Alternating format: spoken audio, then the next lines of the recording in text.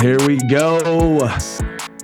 Major League Journeyman back in action with my esteemed co-host Dax McCarty and some other dude in a Galaxy jersey. Dax, do we even know who this guy is anymore? I'd like to know who he's rocking on the back there. Is that his own jersey or is that a Beckham jersey? What do we got? Wow, we got Ibrahimovic. Game worn. To know. The real they nine. used to call me the poor man's Zlatan. So going ahead and repping this. Oh, well, you guys got the same nose, that's for sure. We got a lot of the same things, Dax. All right. And just listen, Galaxy are back. And I think I called it. Similar bank account. Go nose. On record. I called it Galaxy are back just where I thought they would be. They are on fire. Ricky Pooge. I bet you Zlatan could get me a better interest rate. That's for damn sure. Zlatan does not do interest rates. Cash only. Yeah, he pays cash. Got it. Zlatan pays in cash. And let the record also state that. Oh my gosh, the Galaxy did have a pretty good win. Gordo, did you watch that game? Yes, I did. I watched it with my oldest son. Huge Galaxy fan. I just got to say, shout out to Ricky Pooge. Shout out to Zach, the old team administrator. You know Zach, don't you? Don't you, Gargs? Do you know his last name? I can't remember it. Zach. Why you got to do that to him? Shit. Zach, what? What is it? It'll come to me. Either way, Zach, you know, you're my boy.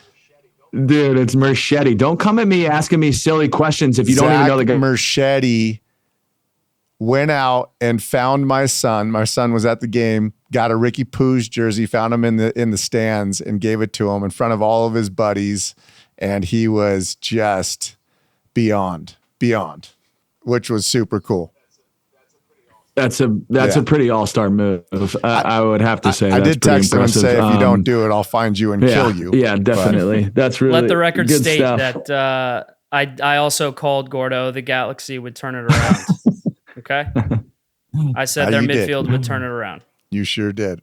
Womp womp womp, and we just lost Mr. Dan Gargan, our famous host with the most, who apparently doesn't have the best internet connection. This is an ongoing issue here with the Journeyman. As you know, Gordo, it can happen. You know, sometimes we're great, sometimes we stink, and sometimes we don't pay our cable internet bill.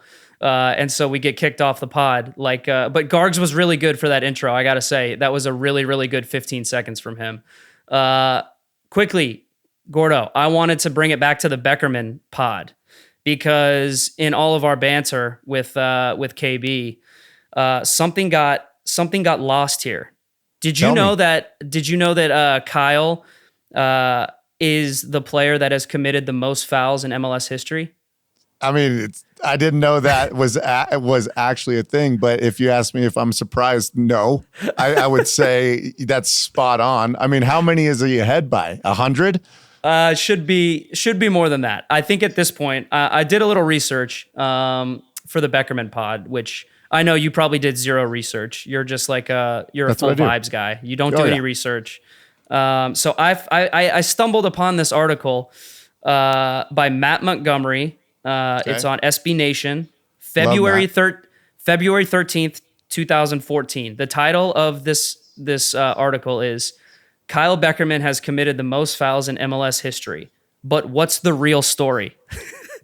I want to know if you're nervous or if you have any idea where this is going. I have no idea, but I want to know what the real story is. Okay, the real story is that, yes, Kyle Beckerman has committed the most fouls in MLS history. But that makes sense because he's a number 6 that has played the most minutes in MLS history. Right. And so he's an absolute hack. Exactly. He would do the Beckerman blackout quite often. We touched on that. Big fan of the Beckerman blackout, especially when he blacked out on you and when he was giving you the business constantly. But here's the real story that my friend Matt likes to talk about. And I quote, "I've taken the 100 players who have made the most fouls in MLS history, and I've broken their fouls out by both fouls committed per game played and minutes played per foul committed. Oh, I know where this is going now. You add minutes into it. I know I'm getting thrown in there. The player who has committed the most fouls given playing time, none other than Alan Gordowski, Gordo, Gordini, who needs only 29.49 minutes per foul. He's 44th highest ranked by number of fouls committed. So you, my friend, are an absolute hack. Oh, and another thing that's the most obvious statement in the world. And I don't have many accolades to speak of, but that is, I'm gonna add that to my bio. I'm actually gonna add it to my mortgage bio. I'm saying, oh yeah, and by the way, we have the best rates. And by the way, I am the highest fouling forward of all time. Not just forward, player of all time in MLS per minutes played basis. So I can just imagine Bruce telling you to go on the field, score a game-winning goal, and also kick as many people as possible. He didn't tell me, but I remember this one time he subbed me in at like the 94th minute, and I got 2 yellow cards and got red carded by the end of the game. he was furious. Kerry Talley baited me in. We know he wasn't planning on starting you the next game, so he just had to find 10 minutes elsewhere. That's great. I love that. I love that article. It was one of my favorite stats, and it actually, this is why we're amateur podcasters, is because I would just love to hear KB's opinion on that, and he would have probably come back with something like, yeah, every time Gordo came on the field, you knew you were going to get kicked.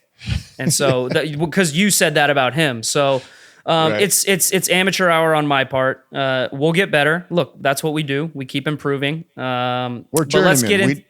We never promised to be great. We just promised to be average. That's it. Yeah, that's all we did, and that's what we're doing right now. But right. we'll be a little bit more above average, I think, in the meat and potatoes of this episode. We're talking U.S. national team. We're talking Nashville SC a little bit. We're talking number 10's importance to their teams in this league and how that's evolved. Gordo, I want to get into a little bit of Gold Cup action. Did you see the U.S.-Canada game last night? I did. Initial thoughts? Yeah, I mean, where do I start? Not the best game in the world. It wasn't the best game in the world. It was exciting at the end. You know, we made it really exciting. And there was lots of drama, and my kids were really excited. But if you were going to break down the game, you know, it wasn't our most dominating performance by any stretch of the imagination, right? And it was kind of a struggle for both sides. So I think it was a bit of a pillow fight. You know, you don't want to see that. I expected a little bit more out of us. But again, you know, this is a team that you know, they've had a few games together. So you would have thought that, you know, they would be coming into this game against, you know, a team that in Canada that has really started to wave their flag, you know, and really put themselves on the map. They don't have their full lineup either. There's that to be said. However, it is a rivalry to be, you know, it's who's going to take a foothold on this on CONCACAF, right? And I think Mexico is fallen fast, and Canada and US are, you know, somebody needs to take control and say, hey, this is ours. And that was the game last night, and I don't think that either team did that. And so that was a little bit disappointing for me. However, you know, we won. They still won the game. We still won the game. You win in advance. It's a tournament style. We did what we needed to do, but, you know, I think there could have been some more that could have been done from the group. Let me just say that the game started off on a really weird foot. Very weird. And do you know what I'm referring to? No. I've actually never seen this before. 25 seconds into the game, Kamal Miller goes to clear a ball, and he smashes it as hard as he can into the stands, although it doesn't make it into the stands because it smashes the assistant referee right in the face and breaks a guy's nose, probably concusses him. So you're looking at a 7, 8, 9 minute delay where the game, first of all, the assistant referee's done. He has to go off the field. They have to replace him with the fourth official, who then, I don't know who then replaces the fourth official. But you're looking at a whole massive delay where you have this game. It's being amped up, right? It's in Cincinnati. The crowd is electric. You're on a great stadium. And now you have this big buildup to this big rivalry. And now after 20 seconds, all the air comes out of the building. And so I think that played into the first half because the first half stank. Like, it wasn't just a bad half. It was horrible from both teams. Right. And I think that does have a lot to do with it. But let me just stay there real quick. So I jumped on probably right. I didn't see that happen. You didn't see that? No. I jumped on probably right after that. I was rushing home. But you can't tell me, okay? I don't want anybody to get hurt, and I hope he's fine or whatever. Okay, let me just start with that. I hope he's just fine. Okay. You cannot tell me a little piece of your heart was really happy that the fourth official got smashed like that. Like it was the assist. It was the linesman. It was the linesman. Even better. You know, any one of them.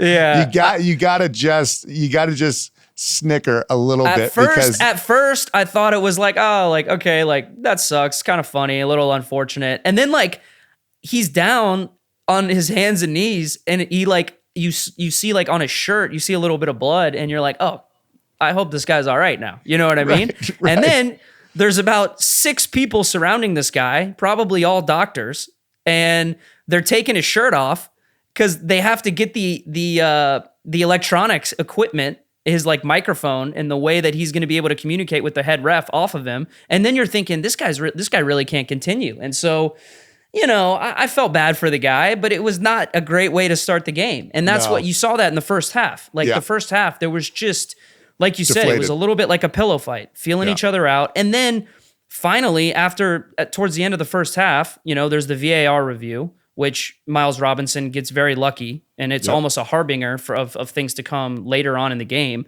because the U.S. gets bailed out by a very soft foul call, and so there's no handball then on the Miles Robinson penalty in the box. So then the first half ends with a little bit of fight from both teams, and you see some jawing back and forth, you see some pushing and shoving, and so that for me was good because it signaled to me that the second half was going to be a little bit more energetic, and it was. It was a better second half. It was an absolutely fantastic goal that the U.S. scored. And this guy, Brandon Vasquez, he's come on the field. Yep. I think he's come off the bench for 3 games, maybe started 1 game. I think he has 3 goals, all off the bench. And he's been a real difference maker for the U.S. And he can't get a start. I would be very curious to see how B.J. Callahan handles the semifinals because the goal that the U.S. scored, it was an absolutely fantastic ball by DeJuan Jones, by the way, who's been one of the U.S.'s best players in this whole tournament. And he's a guy I think it's been a real coming out party for him. But the header by Brandon Vasquez, everything about it was fantastic. And then, you know, you fast forward and the last 35 minutes of that game were electric, right? You had both teams going back and forth, never really giving up. You had equalizing goals on both sides. And then obviously my boy, Jacob Schaffelberg, shout out to Shaffy Baby, the Tennessee mullet legend. Dice is the USD. Fantastic goal. I was really happy for him because in the game actually before he left for the Gold Cup, he was beating himself up because we lost to CF Montreal and he had missed a decent chance against them. And I know he was beating himself up for it, but I love to see that from him. I love to see him bounce back like that, score a massive goal for Canada to put them 2 or 3 minutes away from being in a Gold Cup semifinal. And I think that's going to do wonders for his confidence. Selfishly, I'm happy that he scored and we're going to get him back. But he was a real difference maker on the field when he came into the game. It's a big deal when you're wingers. Okay. And what I pick up from that, when you're wingers, you know, when he picked up the ball just above half, he had one thing in mind what he was going to do. He was going to beat that defender and take on Matt Miazga 1v1. He was going to get something out of that, right? And I think Miazga does pretty well defending him, to be honest. I think he shuts him down pretty good. And it just he missed the block just barely. And I think that, you know, the goal comes from a fortunate bounce. But I think, you know, he didn't defend it poorly. But that's what you want to see out of your winger, just going super direct, getting something out of it. Whether that was going to deflect for a corner, whatever, go to goal. You know, route A. right? That's it. And but for it was me, sometimes, you can dissect a goal all you want. And you can say, well, you could have done this differently. Miazga, could he have stepped a little bit sooner? Maybe. But I agree with you. I think it's just better attacking. I think it's better attacking. It's good defending.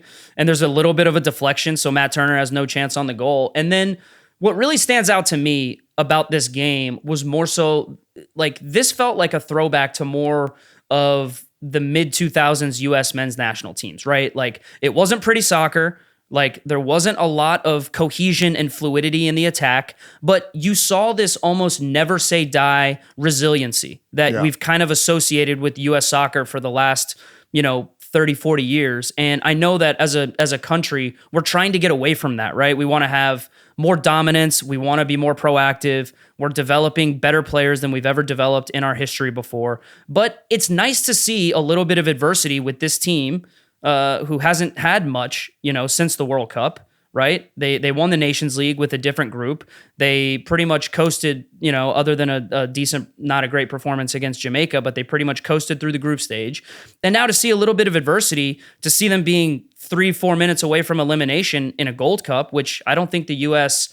has been eliminated in before the semifinals of a Gold Cup in like 15 iterations of this tournament. So that would have been tough, right? And to see them come back, keep fighting their way through to be able to get the equalizer and then win in penalties, I think that bodes really well for this group. And I got to say, Gordo, you weren't privy to this conversation, but I had a conversation with Chris Wingert recently where, we were kind of talking about the U.S. chances in the Gold Cup. Who is the Gold Cup favorite, right? I think if you look at the final four teams, U.S., Mexico, Jamaica, Panama, who's looked fantastic, I would have to say that the U.S. on paper is probably the slight favorite, but I want to know, now that you have, the Final Four in front of you, I want to know who your favorite to win is and who you think is going to win, because I had a conversation with Wingert that I'll share with you after your answer.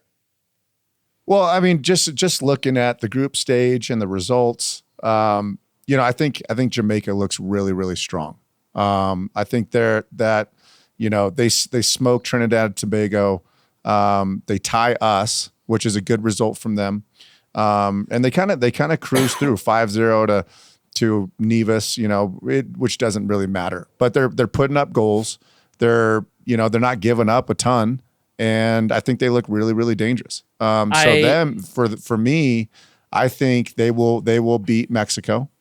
And I think that we will see them in the final, and I'm interested to see how it go. I think it's going to be a fight, and I think it's going to be them. I was in the Gold Cup in 2015. We lost to Jamaica, and I think that they're better now than they were then. So I'm really interested to see how they do, but they look good, and I think they've put themselves on the map this Gold Cup.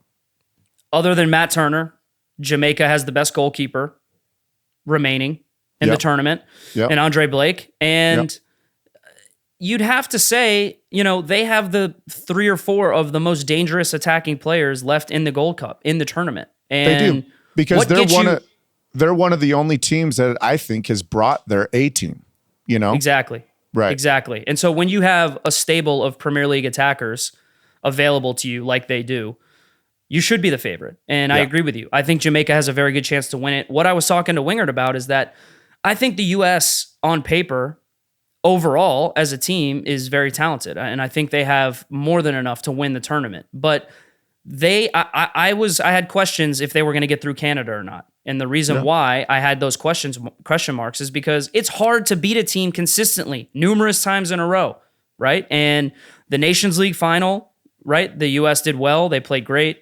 Obviously, 2 separate teams with a different set of players, but mentally, it is hard to continue getting up for these games when you're playing in these big games, and it's hard to continue beating these teams. And so I have a concern that if the U.S. gets by Panama, which I think Panama has been fantastic in this entire tournament, I think it'll be a very tough game. And I think if Jamaica or Mexico wins, let's say Mexico wins, I think it's also another tough game and a tough ask for the U.S. to go in there, emotionally get up for the game, and to beat Mexico again for what would be the 4th or 5th time in a row. I mean, I just think that the deck is stacked against the U.S. right now, even though they should be the favorite.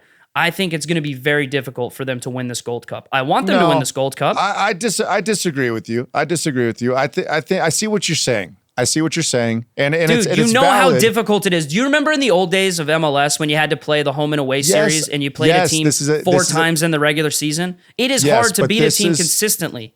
But this is a different team. Okay, this is the same jersey, but it's a different team. And these guys on this team, like Vasquez, who we were talking about, and hey, listen, this guy, you tell me we couldn't have used a target forward in the World Cup. I think that was one of the big things that we were missing. And hey, you always want a big body option. And I think that, I'm not saying he's cementing himself, but I'm saying he has put himself in a position to where, because of his size and his physique, those types of players are desired for a reason, right? Come on late, score a goal, whatever it is, just to have an extra weapon. He doesn't have to be the guy. But are you talking about yourself?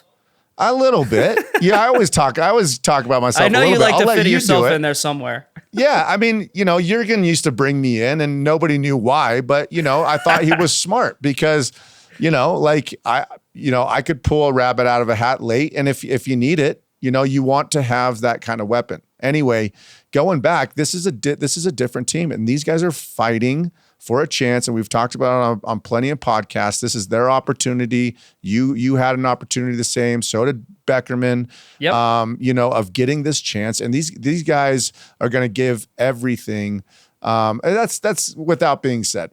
They're going to give everything to beat this team, and I don't think they're looking at it the same way you are. This is their one opportunity. I'm just telling you right now. It's not going to be easy. It's not going to be easy, Dax. You're picking Jamaica or the U.S.? U.S. Okay, I think the U.S. I want them to win it. I don't think they will win it. You don't. And you know why? I think it pains me to say this. I feel like Mexico is going to win. I feel like Mexico is going to win the Gold Cup. And I tell you that because we've already talked about how this Mexico team is not good. We all three agreed that this was one of the worst This is one of the worst Mexico teams that we've seen, okay? But they have looked more competent and a little bit better under this new coach. I think they have a new coach pop. I think they've got a little bit more about them in this tournament. They've looked a little bit more dangerous. There's just something in me that says that Mexico is going to shithouse their way to a Gold Cup championship. So this is what you're saying. If I'm hearing you right, okay, you can hear me. You can hear me however you want to hear me. Listen, I'm saying that this is the worst Mexico team I've seen in a long time, and they have a new coach that has come in and changed a couple things, tweaked a couple things, and they look a little bit better. And I think it's going to be very difficult for the U.S. to not only get through Canada, the emotional high that they just are coming off of, but get through a really good Panama team, and then also have to get through a Mexico team again that they've absolutely destroyed the last couple of years. Okay, so I think it's going to be very difficult. You're basically this kind of guy. You're in Vegas right now. You're in the casino, and you see the roulette table has just rattled off 10 black numbers in a row. I'm throwing 100 on red. Easy. You're throwing 100 on red. This is the one. That's it. But hey, there's a little bit more analytics involved, all right? Okay. I've seen Mexico show a little bit more life. There's just something in me that says Mexico is going to be the most dangerous team remaining in this tournament. Even though I like all four teams left. I can see a path where all four of these teams can win the Gold Cup. I hope it's the US, obviously. I just don't think it's going to happen, man. That's where I'm at. Listen, I mean, I agree with you that this. Yeah, I'm a little shocked at what I'm hearing from you. I'll just start with that. But I do. What, you think I'm going all chalk? Of course not. No. You just keep saying it's going to be difficult. What Gold Cup has not been difficult to get through?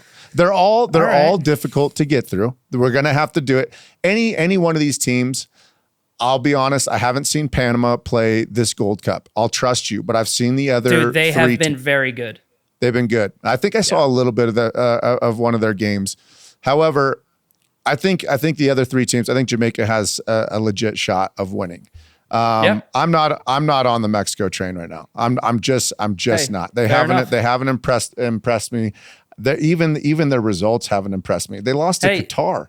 It should be a fun pod next week when we have a Gold Cup champion and we can look back. I mean, on this. I'm gonna play the homer. I'm not discrediting anything you said. Anybody's got a chance. But I think this win over Canada, and you know how these wins go, they can give you a little bit more confidence. You're flying when you win a close one. I think it'll give them a little extra confidence and togetherness to bring themselves together to win this Gold Cup.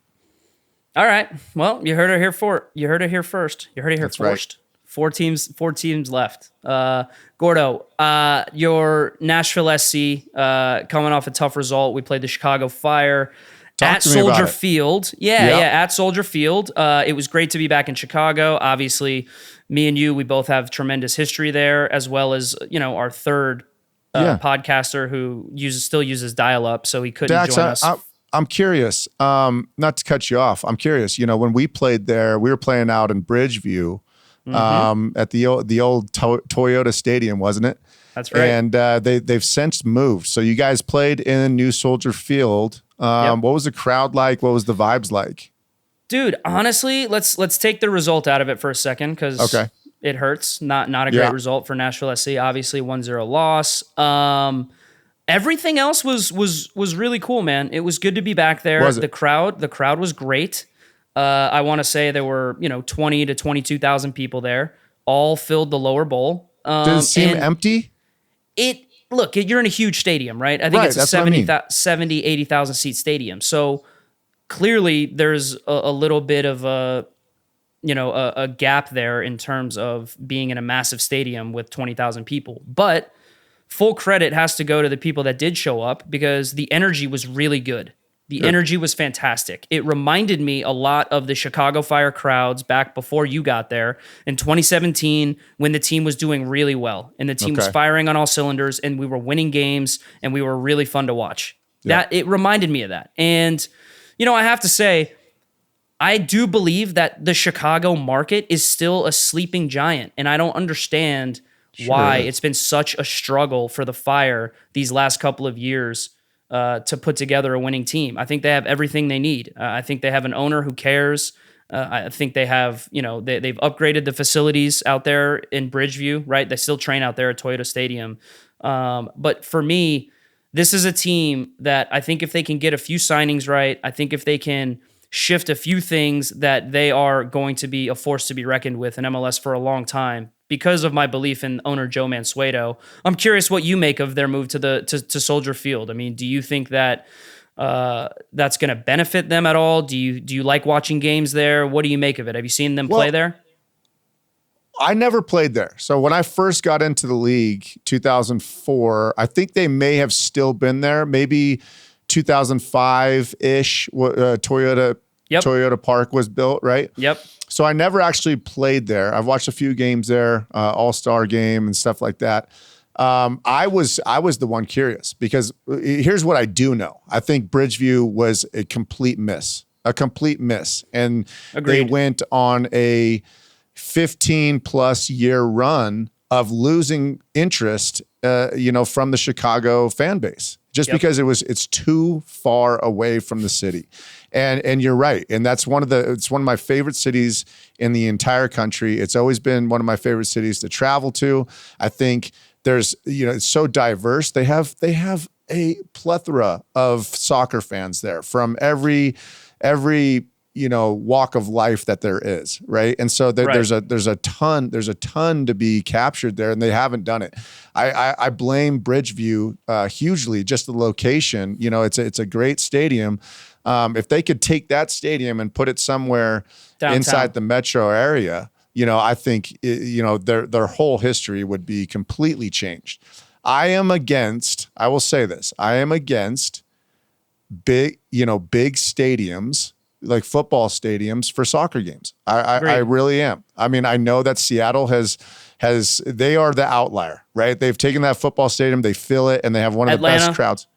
And Atlanta. Okay, so it can be done, but I think they're outliers. I think it's really tough to do unless you have that massive fan base like Seattle or Atlanta has, because you remember the early days we played in all football stadiums, and we had 15 to 20, 10 to 20,000, maybe sometimes more, but it always felt empty. Yep. It didn't feel like ours. The crowd, the atmosphere doesn't really, even though the fans are doing what they can, it doesn't feel like some of these new clubs with these new stadiums. We talk about St. Louis, Nashville, even Kansas City. I mean, there's a bunch of them around the league, right? And it's really hard to do within a football stadium. I think I think in between 20 and 30,000 seat stadiums is a sweet spot for sure. It really is. And so I'll be curious to see moving forward if once the Bears move, because I do believe the Bears are moving. Once they move, what Chicago's going to do about Soldier Field? I wonder if they're going to renovate it. I wonder if they're going to downsize it. Well, they just renovated it. What else can you do? I don't know. Right. You can't have the Fire there for the next 20 years playing in an 80,000 seat stadium. That's for sure. So agree. I hope that, even though, it didn't end fantastically, for us there in terms of, right, like we weren't very successful. We didn't make the playoffs, and then you retired, I got traded. I still have a special soft spot in my heart for that club because they have a lot of great people working there. And I think that it's a city that deserves a winner. And I would really like to see that for them. I was matched up in the game with a little meatball, the guy with old number 10, a guy with bigger calves than Basti, if you can believe that. Really? Is he that thick? Dude, he's a little bowling ball, man. Yeah. I mean, he's so strong and he's angry too. Is he? He's angry. He's got an angry. He's got an there arresting. There was a ball that popped up in the air, and I'm getting ready to go up and head it, and I get just like this little bump from behind, and I think he barely touched me, and I went flying over. And I don't know if that's because I'm very weak and frail, or if it's because he's literally built like an absolute tank. And I'm talking about Xherdan Shaqiri. Big name number 10, obviously, high expectations. He came to the league, at one point was the highest paid player in the league, I believe. I think if we're being completely honest, looking at his, his ability to stay on the field, his output in terms of goals and assists relative to his salary and to where he's played in the past, I think it's fair to say that he's been a little bit of a disappointment in this league. Two questions for you, twofold. Is a classic old school number 10 necessary for success in MLS right now? And who are your best number 10s in the league as we speak? Because for me, I think we're in an absolute golden era of fantastic number 10s in MLS. And I'm curious your thoughts on where you see that. I'll answer your first question. I think yes, absolutely. I think a number 10, you need to hit that one right. Okay. I think that most every franchise will pay for it, and they'll pay for it in two ways. They'll either hit it on the head, and their franchise will be reflective of that, and they'll be really good, because you have to have a creative number 10 in this league, in my opinion, to be successful in today's league. I don't know if that's ever been different. I think you've always needed it, but it's even more so. The league is advanced. You need somebody creating goal-scoring chances, and I think that's the most thing. We were watching. My son and I were watching. The Galaxy play this last weekend, and Ricky Puig. I think he's kind of playing the number 10. They're kind of float around a little 10. bit. He's a 10, 100%. He is, right? And he gets himself, all game long, he's running at their defense, and he's creating goal-scoring opportunities one way or another. So, to go back, yes, you do need to spend, and you do need to hit it on the head. I think there's three places that, if I was in charge of a roster, I would go right up the middle. I would do a number 10, a striker that can score goals, and I would do a center back. I think those three places are absolutely necessary to spend your high value dollars, but it's not right. It's not easy to get right. And is Ricky Puig the best 10 in the league for you right now? And I know you're wearing a freaking Galaxy jersey, so you look like a ridiculous homer. But I gotta know what's and I know he just gave your kid a jersey, so listen. I'm not gonna be one of those guys just because he's had two great games, and he's been in form of late. He started off pretty rough as far as production. Okay. So I'm not going to be one of those guys that's just because, just riding the wave because he's been on fire. He is, I like where he's going. I'm not going to say he's the best number 10 right now. I think Acosta still deserves, that he's had a phenomenal season. I think that, I would give it to him probably, but I think Ricky Puig is doing what they paid him to do right now. Can he keep this form? I want to see a little bit more, but he's in a good vibe. If you watch the game, he's smiling, he's having fun. And I feel like, and I was nervous about him to start, man. I really was. I was too, man. He's a little guy. He's a little guy. He's a little guy. And if that says a lot coming from me. Also, right. not the biggist guy in the world. Hey, all right? He gave my 12-year-old son his jersey and it fit him. Okay, that's how little. he's like, it was like perfect. He's like, that's wow, incredible. Dad, oh man, that's incredible. It was a little too small for him, huh? Yeah, it's that's perfect. great. I would say that you are 100% right. I think a high quality, high value chance creator in MLS is so necessary for a team to succeed, because tactically teams are evolving, man. Teams are getting better. Teams are getting smarter. Teams are getting much, much tougher to break down. And if you don't have that high quality chance creator, it's going to be difficult for your team to score goals. That's just a fact. And a team I look at Toronto. I'm like, Toronto is struggling to score goals. And when they were at their best, they had a guy in Sebastian Giovinco who, call him what you want. Call him a striker, call him a midfielder. I don't care. This guy was a goal scorer, but he also created chances, right? And the fact that you didn't mention Hani Mukhtar is shame on you. Oh, jeez. I think that's ridiculous. It shows your naivete in watching MLS. But if I'm being honest, I don't consider Hani a classic number 10 in the way that I'm asking you. Lucho Acosta is a fantastic answer. And full credit to Pat Noonan, because he built a system around getting the best out of Acosta, and that's why their team is doing so well right now, because he is an elite chance creator. He's an elite number 10 in this league, easily one of the best. I'm going to throw a few more names out at you who I really enjoy watching and absolutely despise playing against. Okay. Guys who are so good and such good players. They're very, very difficult to track. And being a number 6, a guy who has to play against these guys that are in the East all the time, it's absolutely maddening having to chase these guys around. All right, give me a list. Just played him recently. Lucas Zelarayan is absolutely incredible. The level that this guy is at right now, he was a little inconsistent the last couple of years. The level he's at right now is, I think he's playing the best that he's ever played in his whole career. And that's showing in how good and how dangerous Columbus is. Columbus, I don't think they've lost in 10 games or something like that. And he is a massive, massive part of that. The guy is absolutely electric, and he's scoring goals, getting assists. Carlos Gil from New England, another one in the category who he won MVP over Hani 2 years ago. And I think he had a little bit of a down year last year, and now he's back to playing at an incredibly high level. Third, you already mentioned him, Lucho Acosta. Absolutely fantastic. So for me, I look at those three, I look at Hani, I look at Puig, and I look at a guy who maybe doesn't get as much publicity. Maybe he's in a little bit of a smaller market, but he's a guy that I rate really highly, and he's not really a classic number 10 because the formation they play, it's not really conducive to it. Ryan Gauld, guy that plays out in Vancouver. This guy's been fantastic for a couple of years now, and I'm certain you have no idea who I'm talking about. No clue.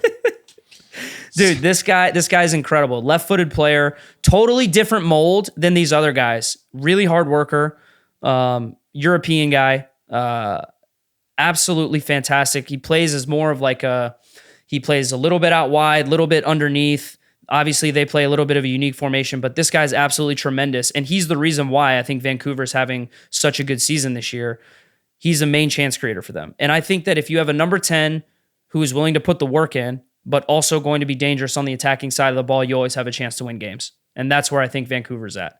Now, Ricky Puig, again, Guy's fantastic. And we already talked about this.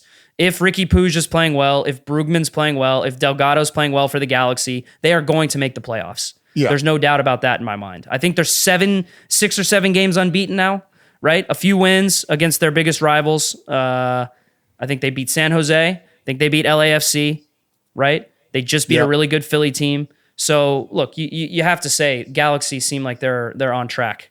Hey, who's the 10 for Real Salt Lake? Savarino or Rui? I don't know who you're talking about.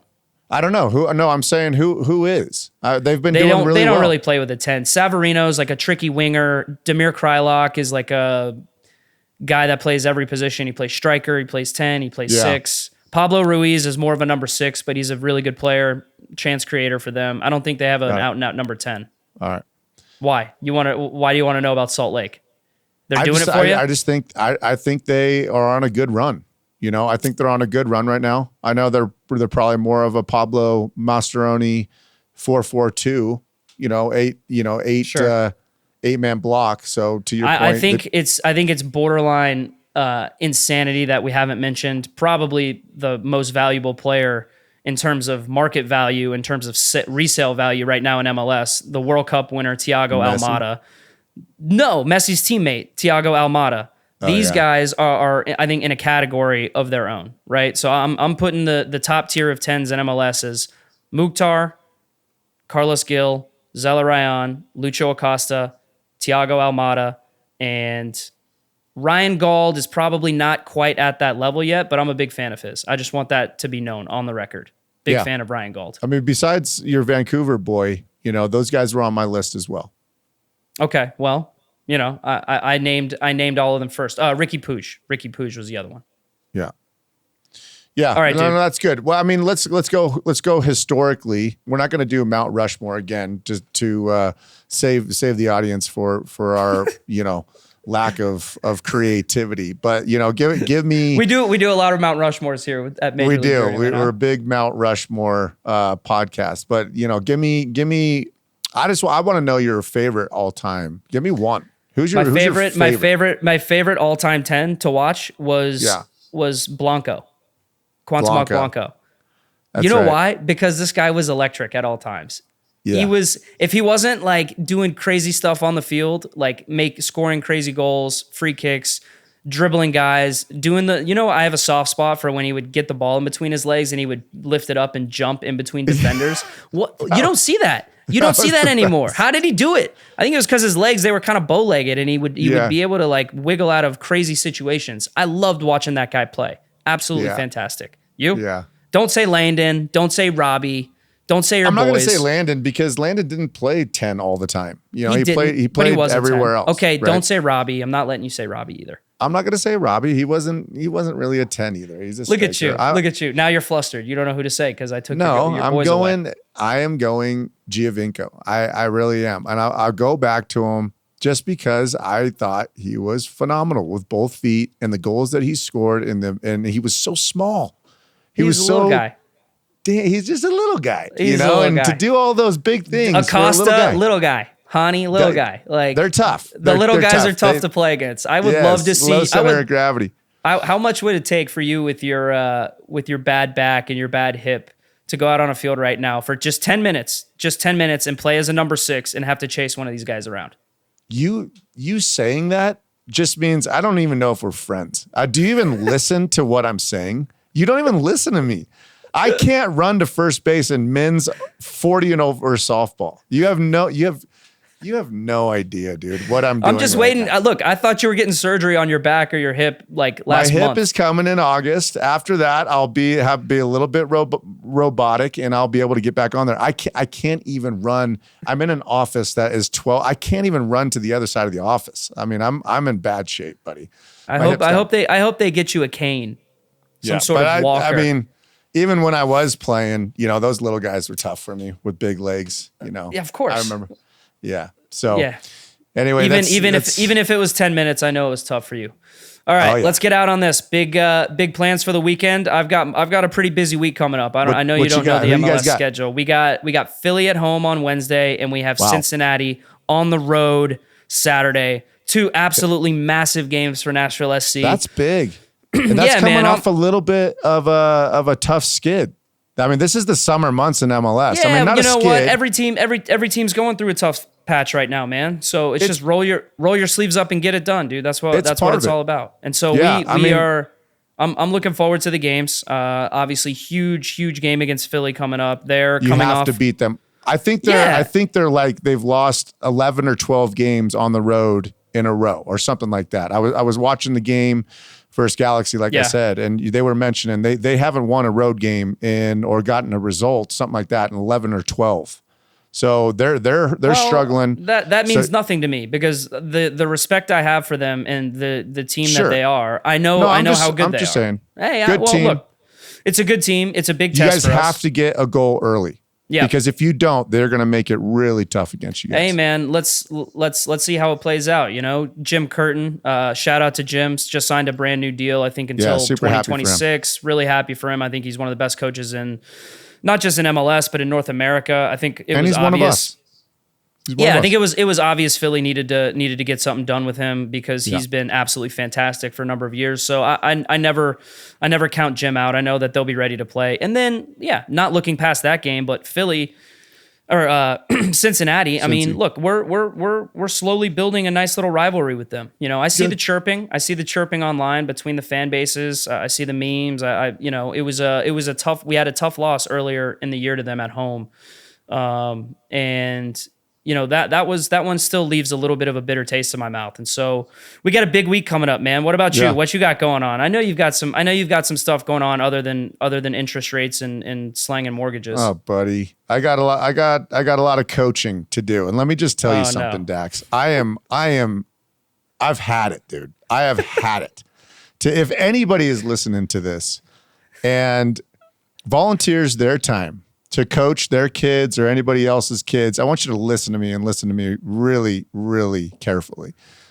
I've had it, man. I'm about to get put on the Channel 9 news for punching somebody. I mean, you guys got to relax. You have to relax. Let the kids play. Get your egos out of the way, or Gordo's coming in with some haymakers because I'm sick of taking the higher road. I keep my mouth shut. I don't complain about fouls, and I listen to you guys complain and chirp and bitch the whole time, and it's over for me. So I'm scared. Youth soccer is just going right down the toilet, and Gordo's there to save it. Is that where I am scared, Dax? I'm scared for myself. Okay, I don't know if I have the willpower to hold back any longer. We're going to need Sandy to be out there holding you back, dude. She's worse than I am. I'm always, she's like Jen, man. We got to keep these girls back. They got no filter. I'm always the calm one, but I'm telling you what, you guys take it easy. Let the kids play. So we got a 3v3 tournament. This 3v3 tournament does a good job doing that. So really excited. And we got finals for swim team. So big Gordon weekend, a lot of domination happening out here in Denver. I didn't hear much MLS watching in your future. Oh. Do we have time as parents to do what we want? No, I think you do.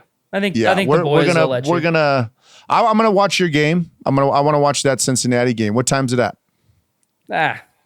7:30 Central Time. Central Time. I think that's gonna be a really good game, dude. 6:30 Mountain Time.